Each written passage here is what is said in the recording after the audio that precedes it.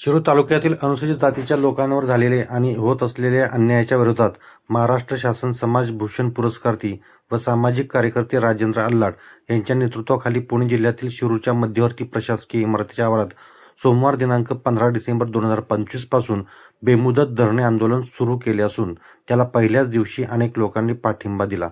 नेमके काय म्हणणे आहे आंदोलनकर्त्यांचे, ऐकूयात सविस्तर त्यांच्याच तोंडून.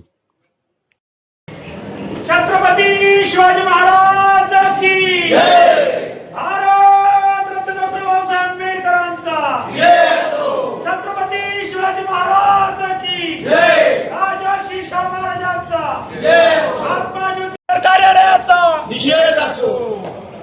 छत्रपती शिवाजी महाराज की जय. भारत रत्न डॉक्टर बाबासाहेब आंबेडकरांचा जय असो. राजर्षी शाहू महाराजांचा जय असो. महात्मा ज्योतिबा फुल्यांचा जय असो. राजर्षी शाहू महाराजांचा जय असो. क्रांती ज्योती सावित्रीबाई फुल्यांचा जय असो. साहित्य सम्राट डॉ. साठ्यांचा जय असो. आद्य क्रांतिगुरू लवजी वस्ताद साहेबांचा जय असो. राजे उमाजी नायकांचा जय असो.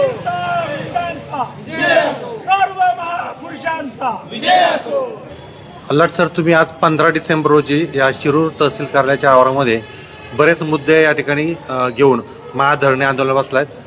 कोणते कोणते मुद्दे आहेत विशेष आणि हे आंदोलन कशा प्रकारे चालणार आहे?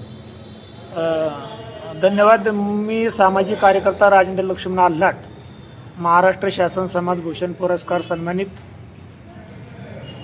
ज्या शासनाने आमचा सामाजिक न्याय विभागाने जो सन्मान केला त्या सन्मानाला खऱ्या अर्थानं उतराई होण्यासाठी आणि सामाजिक न्याय मिळवून देण्यासाठी व तो मिळावा यासाठी प्रयत्न करावा म्हणून या ठिकाणी काही विषय माझ्याकडे आले. त्याच्यामध्ये किसन काकडे यांच्या बाबतचा भूमी अभिलेख आणि सब रजिस्टर कार्यालयामधील झालेला अनागोंदी कारभार, त्यानंतर बाळासाहेब खंडू जाधव यांच्या बाबतीतल्या जमिनीच्या संदर्भातील झालेला चुकीचा फाळणीबारा, त्याच्यानंतर माजी सैनिक म्हणून साहेबराव भागोजी जाधव साहेब यांच्या तिघांच्या बाबतीमध्ये मला त्यांच्याकडून माहिती मिळाली की आमच्या जमिनीच्या बाबतीत, आमच्या घरांच्या बाबतीत, जागांच्या बाबतीमध्ये तहसील कार्यालय असेल, भूमी अभिलेख असेल, सब रजिस्टर कार्यालय असेल, या शिरूर कार्यक्षेत्रामध्ये ही कार्यालय आहेत, परंतु ह्या लोकांवरती त्या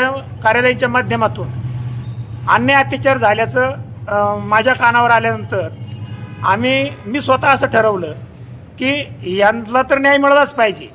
आणि अनेक लोकांनी त्या संदर्भामध्ये इथे कशा पद्धतीचा कारभार चालतो, मग ते तहसील कार्यालय, भूमी अभिलेख किंवा सब रजिस्टर असेल किंवा पंचायत समिती, पोलीस स्टेशन, या सर्व कार्यालयाच्या माध्यमातून गोरगरीब जनतेला, दलित समाजाला, मागासवर्गीय बहुजन समाजाला कशा पद्धतीने न्याय दिला जातो हे अनेक लोकांनी मला सांगितलं. म्हणून मी मागच्या कालखंडामध्ये या कार्यालयाची तक्रार मंत्रालयात पण माननीय मुख्यमंत्री, उपमुख्यमंत्री, महसूल मंत्री, राज्यपालांकडे केलेलेच आहे.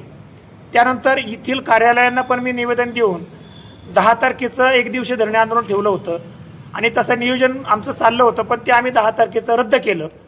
आणि एका दिवसात का हे गेंड्याच्या चामडीचं सरकार आणि शासन हे काय लगेच अधिकारी न्याय देणार नाहीत, म्हणून आम्ही ती तारीख रद्द करून सर्वसमावेशक दलित बहुजन समाजाला न्याय मिळावा आणि तो पारदर्शक स्वरूपाचा मिळावा म्हणून आम्ही 15/12/2025 रोजीचा बेमुदत महाधरणे आंदोलनाला बसून न्याय मागणी करायचं ठरवलं. आणि आम्ही आज सर्व दलित मागासवर्गीय समाज आणि बहुजन समाज यांच्या वतीने या ठिकाणी हे आंदोलन आम्ही आरंभ केलेला आहे.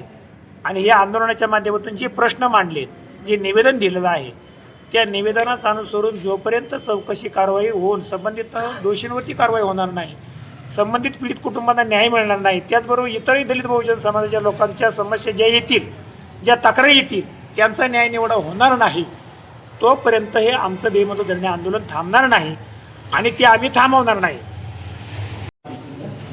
आजचा हा आंदोलनाचा पहिला दिवस असून या पहिल्या दिवशी शिरूर तालुक्यामधून या महसूल खात्याच्या, तहसील कार्यालयाच्या, भूमी अभिलेखच्या, सब रजिस्टर, पंचायत समिती, पोलीस स्टेशन या सर्व शासन प्रशासकीय यंत्रणेच्या विरोधामध्ये शोषित पीडित दलित बहुजन समाजाच्या तक्रारी यायला सुरुवात झालेली आहे आणि बऱ्याच तक्रारी आलेल्या आहेत. बऱ्याच लोकांनी लिखित स्वरूपात आमच्याकडे तक्रारी दिलेल्या आहेत.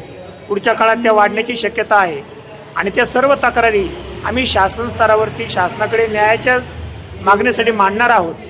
तरी त्या तक्रारीच्या अनुषंगाने शासनाने सुद्धा आम्ही शासनाला इशारा देऊ इच्छितो की आपण या आंदोलनाची गंभीरतेने दखल घेऊन तातडीने न्याय देण्याची प्रक्रिया अवलंब करावी अशा प्रकारचा या ठिकाणी इशारा देतो. अन्यथा पुढील काळामध्ये आंदोलनाची तीव्रता वाढवण्यात येऊन आंदोलन तीव्र स्वरूपाचं करण्यात येईल याची नोंद घ्यावी.